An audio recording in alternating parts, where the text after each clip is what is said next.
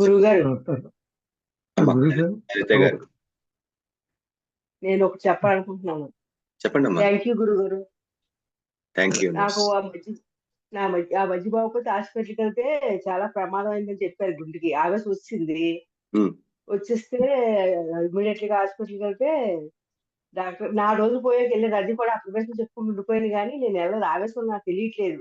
ఏదో గుండు పట్టేస్తుంది అనుకుంటున్నాను. బీపీ వేసుకో, బాగా వేసుకో, కానీ తీరా చూస్తే 4 రోజులు పోయాక మా అగ్గారి అబ్బాయి డాక్టర్ కదా అని ఫోన్ చేసిన, ఇలా ఉందా బాబు అంటే, నువ్వు అర్జెంట్గా వచ్చాను అంటే హాస్పిటల్కి వెళ్తే 4 రోజులు హాస్పిటల్ నుంచి చాలా ప్రమాదం అయిపోయింది, అలా ఇలా చెప్పారు. అన్ని ఆపరేషన్ పడిపోతుంది, చూశారు, ఆపరేషన్ పడిపోతుంది అని చెప్పారు.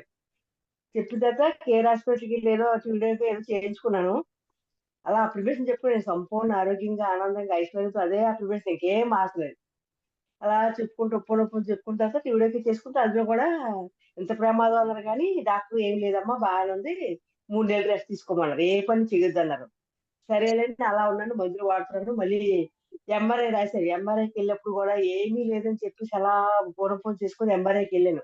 అది కూడా ఏమీ లేదు. మళ్ళీ బ్లడ్ టెస్ట్ చేయించుకోమన్నారు, అది కూడా అలా అనుకొని వెళ్ళాను. అది కూడా బ్లడ్ టెస్ట్ అంతా బాగుంది, షుగర్ బీపీ ఏమీ లేవు. ఇప్పుడు ఏ పని చేయొద్దు అన్నారు డాక్టర్. ఫస్ట్ లో పని చేసేటప్పుడు నాకు నరం లాగినట్టు ఉంది. ఏదైనా యూనివర్సిటీ చేస్తున్నమ్మా, నువ్వు ఏది చేస్తావు తెలియదు, సంపూర్ణ ఆరోగ్యంతో ఉన్నాను, నీ ఇష్టం అని చెప్పేసి ఇంకా ఉప్పు చెప్పుకుంటే, ఇప్పుడు 3 నెలలు పండగ పోయిందాక ఏ పని మెట్టి ఎక్కకూడదు, ఎక్కి చేయకూడదు, తినడం పడుకోవడమే.